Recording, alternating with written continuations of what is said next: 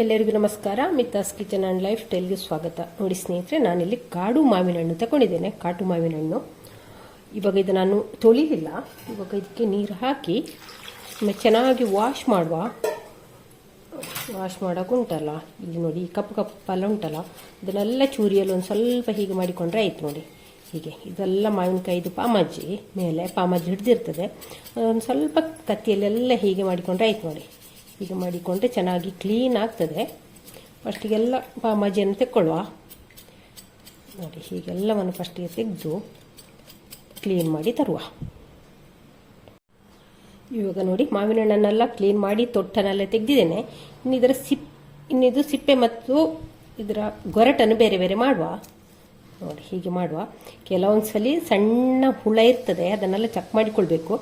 ನಮಗೆ ಹುಳ ಇದ್ರೆ ಉಂಟಲ್ಲ, ಈ ಸಿಪ್ಪೆ ಉಂಟಲ್ಲ ಅದರಲ್ಲಿ ಗೊತ್ತಾಗ್ತದೆ. ಹಾಗೆ ಈ ಮಾವಿನ ಹಣ್ಣೆಲ್ಲ ಕ್ಲೀನ್ ಉಂಟು. ನೋಡಿ ಇವಾಗ ಸಿಪ್ಪೆ ಮತ್ತು ಗೊರಟನ್ನು ಬೇರೆ ಬೇರೆ ಮಾಡಿಕೊಳ್ಳುವ. ಎಲ್ಲ ಮಾವಿನ ಹಣ್ಣನ್ನು ಕೂಡ ಇದೇ ರೀತಿ ಮಾಡಿಕೊಳ್ಳುವ. ಕೈಯಿಂದಲೇ ಹೀಗೆ ಸಿಪ್ಪೆಯನ್ನು ಬಿಡಿಸಿಕೊಂಡ್ರೆ ಆಯ್ತು. ನೋಡಿ ಹಾಗೆ ಹುಳ ಎಲ್ಲ ಇದ್ದರೆ ಅದನ್ನು ಕೂಡ ಚೆಕ್ ಮಾಡಿದರೆ ಆಯ್ತು. ನೋಡಿ ಇದೆಲ್ಲ ಕ್ಲೀನಾಗಿ ಉಂಟು.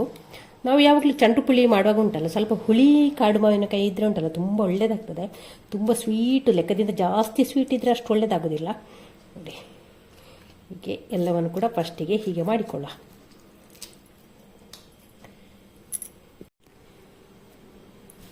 ಈಗ ಮಾವಿನ ಹಣ್ಣು ಮತ್ತು ಗೊರಟನ್ನು ಬೇರೆ ಬೇರೆ ಮಾಡಿದ್ದೇನೆ. ಇಲ್ಲೊಂದು ಸ್ವಲ್ಪ ಸಿಪ್ಪೆಯನ್ನು ಇಟ್ಟುಕೊಂಡಿದ್ದೆ. ಮಾವಿನ ಹಣ್ಣು ಸಾಫ್ಟ್ ಆಗಿದ್ದರೆ, ಸಿಪ್ಪೆ ಸಾಫ್ಟ್ ಆಗಿದ್ದರೆ ಅದನ್ನು ಕೂಡ ಒಂದು ಸ್ವಲ್ಪ ಹಾಕಿಕೊಳ್ಳಿ. ನೋಡಿ ಈ ರೀತಿ ಹಾಕಿಕೊಳ್ಳಿ. ಈ ರೀತಿ ಮಾಡಿ, ಪೂರ್ತಿ ಸಿಪ್ಪೆ ಬೇಡ, ಒಂದು ಸ್ವಲ್ಪ ಸಿಪ್ಪೆ ಹಾಕಿಕೊಳ್ಳಿ, ಅದು ಕೂಡ ಒಳ್ಳೆಯದಾಗ್ತದೆ.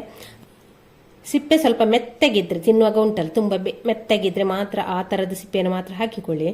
ತುಂಬ ಗಟ್ಟಿ ನಾರಿರುವಂಥ ಸಿಪ್ಪೆ ಇದ್ದರೆ ಅದನ್ನು ಹಾಕಿಕೊಳ್ಬೇಡಿ. ಇದೊಂದು ಸ್ವಲ್ಪ ಸಾಫ್ಟ್ ಉಂಟು, ಹಾಗೆ ಇಲ್ಲಿ ನಾನು ಸ್ವಲ್ಪ ಸಿಪ್ಪೆಯನ್ನು ಕೂಡ ಹಾಕಿಕೊಂಡಿದ್ದೇನೆ. ಇವಾಗ ಇದನ್ನೆಲ್ಲ ಒಂದು ಸ್ವಲ್ಪ ಹೀಗೆ ಕೈಯಲ್ಲಿ ಒಂದು ಸ್ವಲ್ಪ ಹಿಚ್ಕಿಕೊಳ್ಳುವ. ಇದರಿಂದ ಸ್ವಲ್ಪ ರಸವನ್ನು ಬಿಡಿಸಿಕೊಳ್ಳುವ. ನೋಡಿ ಇವಾಗ ಇದನ್ನು ಪಕ್ಕಕ್ಕೆ ಇಟ್ಟುಕೊಳ್ಳ. ಇಲ್ಲಿ ನೋಡಿ ಸಿಪ್ಪೆಯನ್ನು ತೆಗೆದಿಟ್ಟಿದ್ದೇನಲ್ಲ, ಇದಕ್ಕೊಂದು ಸ್ವಲ್ಪ ನೀರನ್ನು ಹಾಕಿಕೊಳ್ಳ. ಒಂದು ಅರ್ಧ ಲೋಟದಷ್ಟು ನೀರನ್ನು ಹಾಕಿಕೊಂಡು ಚೆನ್ನಾಗಿ ಹಿಚುಕಿ ಇದರ ಪಲ್ಪನ್ನೆಲ್ಲ ತೆಗೆಯುವ.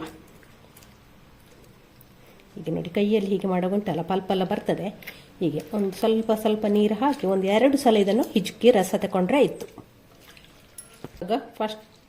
ಇವಾಗ ಹಿಚುಕಿಕೊಂಡಿದ್ದೇನೆ. ಈ ದಪ್ಪ ರಸವನ್ನು ಇದಕ್ಕೆ ಹಾಕಿಕೊಳ್ಳುವ. ಫಸ್ಟು ಹಿಚುಕಿ ತೆಗೆದ ರಸವನ್ನು ನಾನು ಈ ಮಾವಿನ ಹಣ್ಣಿಗೆ ಹಾಕಿಕೊಳ್ತಾ ಇದ್ದೇನೆ. ಇನ್ನೊಂದು ಅರ್ಧ ಗ್ಲಾಸ್ ನೀರು ಹಾಕಿ ಪುನಃ ಹಿಚುಕಿಕೊಳ್ಳುವ. ರಸವನ್ನು ತೆಗೆಯುವ, ಇದರ ಪಲ್ಪನ್ನೆಲ್ಲ ತೆಗೆದುಕೊಳ್ಳುವ. ಇಲ್ಲಿ 2ನೇ ಸಲ ಕೂಡ ನೀರು ಹಾಕಿ ನೋಡಿ ರಸವನ್ನೆಲ್ಲ ತೆಕ್ಕೊಂಡಿದ್ದೇನೆ. ಇವಾಗ ಇದರಿಂದ ಸಿಪ್ಪೆಯನ್ನೆಲ್ಲ ಹಿಂಡಿ ತೆಗೆಯುವ. ರಸವನ್ನೆಲ್ಲ ಹಿಂಡಿಕೊಂಡಾಯಿತು. ಇವಾಗ ಇದು 2 ಕೂಡ ಪಕ್ಕಕ್ಕೆ ಇಟ್ಟುಕೊಳ್ಳುವ. ಇವಾಗ ಚಂಟು ಪುಳಿಗೊಂದು ಮಸಾಲೆಯನ್ನು ಮಾಡುವ. ಮಿಕ್ಸರ್ ಜಾರ್ ಅಂತ ತಗೊಂಡಿದ್ದೇನೆ. ಅದಕ್ಕೆ ಈಗ ತೆಂಗಿನಕಾಯಿ ತುರಿ ಹಾಕಿಕೊಳ್ಳ. ಒಂದು 4 ಟೇಬಲ್ ಸ್ಪೂನಷ್ಟು ತೆಂಗಿನಕಾಯಿ ತುರಿ ಹಾಕ್ಕೊಂಡಿದ್ದೇನೆ. 4ರಿಂದ 5 ಟೇಬಲ್ ಸ್ಪೂನಷ್ಟು. ನಾನಿಲ್ಲಿ ಒಂದು 5 ಜನರಿಗಾಗುವಷ್ಟು ಚಂಡು ಪುಳಿಯನ್ನು ಮಾಡ್ತಾ ಇದ್ದೇನೆ. ಜಾಸ್ತಿ ತೆಂಗಿನಕಾಯಿ ಹಾಕೋದು ಕೂಡ ಬೇಡ. ಅಂದರೆ ಮಾವಿನಕಾಯಿ ಎಷ್ಟು ಉಂಟು ಅದರ ಮಾವಿನಕಾಯಿಯ ಕ್ವಾಂಟಿಟಿ ಮೇಲೆ ತೆಂಗಿನಕಾಯಿ ಹಾಕಿಕೊಂಡ್ರೆ ಆಯಿತು.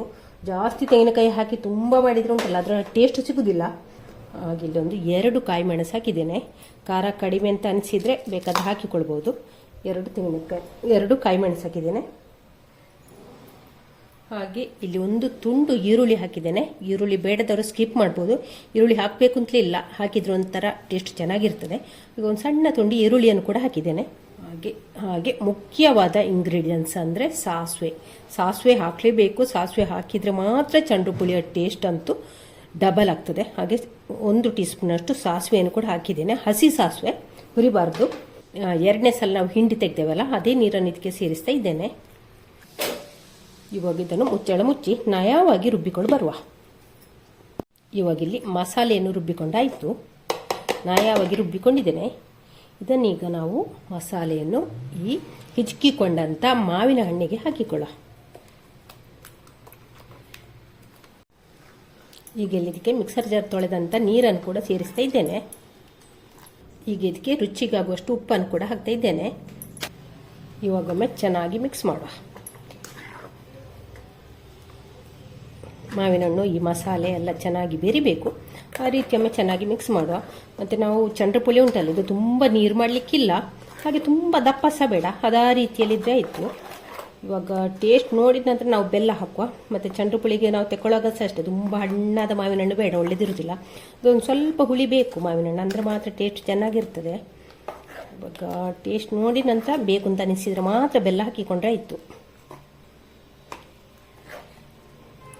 ಇವಾಗ ನೋಡಿ ಚೆನ್ನಾಗಿ ಮಿಕ್ಸ್ ಆಯಿತು. ನೋಡಿ ಇಷ್ಟು ದಪ್ಪಕ್ಕೆ ಮಾಡಿಕೊಂಡಿದ್ದೇನೆ ನೋಡಿ, ಹೀಗೆ ಉಂಟು. ಇದಕ್ಕಿಂತ ತೆಳ್ಳಗೆ ಮಾಡಿಕೊಳ್ಬೇಡಿ, ಒಳ್ಳೆದಿರುವುದಿಲ್ಲ, ಹಾಗೆ ಟೇಸ್ಟ್ ಚೆನ್ನಾಗಿರುವುದಿಲ್ಲ. ಮತ್ತು ನೋಡಿ ಹಾಕಿದಂಥ ತೆಂಗಿನಕಾಯಿ ಎಲ್ಲ ಕರೆಕ್ಟ್ ಉಂಟು, ಹಾಗಾಗಿ ಟೇಸ್ಟ್ ಕೂಡ ತುಂಬಾ ಚೆನ್ನಾಗಿ ಬಂದಿದೆ. ಮತ್ತು ಇದಕ್ಕೆ ನಾನು ಬೆಲ್ಲ ಹಾಕುವುದಿಲ್ಲ, ಸ್ವೀಟ್ ಉಂಟು, ತುಂಬ ಲೆಕ್ಕದಿಂದ ಜಾಸ್ತಿ ಸ್ವೀಟು ಸಹ ನಮ್ಮನೇಲಿ ಅಷ್ಟು ಇಷ್ಟಪಡೋದಿಲ್ಲ. ಹುಳಿ ಮಾವಿನಕಾಯಿ ಹುಳಿ ಅಂತಿದ್ರೆಲ್ಲ ನೀವು ಕೊನೆಯ ಹಂತಕ್ಕೆ ಬೆಲ್ಲ ಸೇರಿಸಿಕೊಂಡ್ರೆ ಆಯಿತು. ಕೆಲವರು ರುಬ್ಬುವಾಗ ಕೂಡ ಹಾಕಿಕೊಳ್ತಾರೆ, ರುಬ್ಬುವಾಗ ಬೇಕಾದರೂ ಹಾಕಿಕೊಳ್ಳಿ, ಇಲ್ಲದ್ರೆ ಟೇಸ್ಟ್ ನೋಡಿದ ನಂತರ ಬೆಲ್ಲ ಹಾಕಿಕೊಳ್ಳಿ. ಇವಾಗ ನೋಡಿ ಎಲ್ಲ ರೆಡಿ ಆಗಿದೆ, ಚೆನ್ನಾಗಿ ಬಂದಿದೆ. ಟೇಸ್ಟ್ ಕೂಡ ಉಪ್ಪು ಹುಳಿ ಖಾರ ಎಲ್ಲ ಕರೆಕ್ಟ್ ಉಂಟು, ಸ್ವೀಟ್ ಎಲ್ಲ ಅಷ್ಟು ಚೆನ್ನಾಗಿ ಬಂದಿದೆ. ಹಾಗೆ ಇವಾಗ ಇದಕ್ಕೊಂದು ಒಗ್ಗರಣೆ ಮಾಡಿಕೊಳ್ಳೋ. ಒಗ್ಗರಣೆ ಮಾಡದಿದ್ರೂ ಆಗ್ತದೆ, ಒಗ್ಗರಣೆ ಮಾಡಿದ್ರೂ ಆಗ್ತದೆ. ನಾನಿಲ್ಲಿ ಒಂದು ಸ್ವಲ್ಪ ಇದಕ್ಕೆ ಒಗ್ಗರಣೆ ಮಾಡ್ತೇನೆ. ಇಲ್ಲಿ ಒಗ್ಗರಣೆ ಸೌಟಿಗೆ 1 ಸ್ಪೂನ್ನಷ್ಟು ಕೊಬ್ಬರಿ ಎಣ್ಣೆ ಹಾಕಿ ಸ್ಟವ್ ಮೇಲೆ ಕಾಲಿಕ್ಕೆ ಇಟ್ಟಿದ್ದೇನೆ. ಇವಾಗ ಇದಕ್ಕೊಂದು ಅರ್ಧ ಟೀ ಸ್ಪೂನಷ್ಟು ಸಾಸಿವೆನ ಹಾಕ್ತಾ ಇದ್ದೇನೆ. ಸಾಸಿವೆ ಚಟಪಟ ಅಂತ ಹೇಳ್ತಾ ಉಂಟು, ಚಟಪಟ ಅಂತ ಹೇಳಿತ್ತು. ಇವಾಗ ನಾನು ಅದಕ್ಕೆ ಕಟ್ ಮಾಡಿದಂಥ ಕರಿಬೇವನ್ನು ಹಾಕ್ತಾ ಇದ್ದೇನೆ. ಹಾಗೆ 1 ಒಣ ಮೆಣಸು ಹಾಕಿ ಒಮ್ಮೆ ಚೆನ್ನಾಗಿ ಫ್ರೈ ಮಾಡುವ. ಇವಾಗ ಇದನ್ನು ಒಗ್ಗರಣೆ ಹಾಕಿ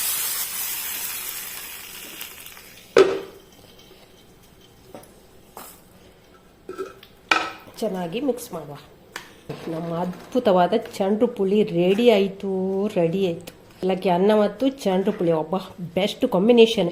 ಈ ಬೇಸಿಗೆಗಾಲಕ್ಕೆ ಉಂಟಲ್ಲ, ಅಮೃತ ಅಂತಲೇ ಹೇಳ್ಬೋದು. ಇದೆರಡು ತಿಂದರೆ ಉಂಟಲ್ಲ, ಬೇರೆ ಏನು ಬೇಡ. ಅನ್ನ ಕುಚಲಕ್ಕಿ ಅನ್ನ ಮತ್ತು ಚಂದ್ರಪುಳಿ ಮಾತ್ರ ಸಾಕು. ಅದರ ಸೈಡಿಗೆ ಯಾವುದೇ ಸೈಡ್ ಡಿಶ್ ಬೇಕು ಅಂತಿಲ್ಲ. ಉಪ್ಪಿನಕಾಯಲ್ಲಾಗಲಿ ಮೊಸರಾಗಲಿ ಏನು ಕೂಡ, ಪಲ್ಯ ಆಗಲಿ ಏನು ಕೂಡ ಬೇಡ. ಬರೀ ಚಂದ್ರಪುಳಿ ಮತ್ತು ಕುಚಲಕ್ಕಿ ಅನ್ನ ಅದ್ಭುತ ಅಂತ ಹೇಳ್ಬೋದು, ಸ್ವರ್ಗ ಅಂತಲೇ ಹೇಳ್ಬೋದು. ಅಷ್ಟು ಸೊಗಸಾದ ಒಂದು ಊಟ ಅಂತಲೇ ಹೇಳ್ಬೋದು. ನೀವು ಕೂಡ ಒಂದ್ಸಲ ಟ್ರೈ ಮಾಡಿ. ಹಾಗೆ ಈ ವಿಡಿಯೋ ಇಷ್ಟ ಆದರೆ ಲೈಕ್, ಶೇರ್, ಕಮೆಂಟ್ ಮಾಡಿ. ಥ್ಯಾಂಕ್ ಯು ಸ್ನೇಹಿತರೆ. ನಾಳೆ ಹೊಸ ಬ್ಲಾಗ್ ಅಥವಾ ರೆಸಿಪಿ ಅಂದಿಸಿಕೊಂಡು ಅಲ್ಲಿವರೆಗೆ ಟೇಕ್ ಕೇರ್, ಬೈ ಬಾಯ್.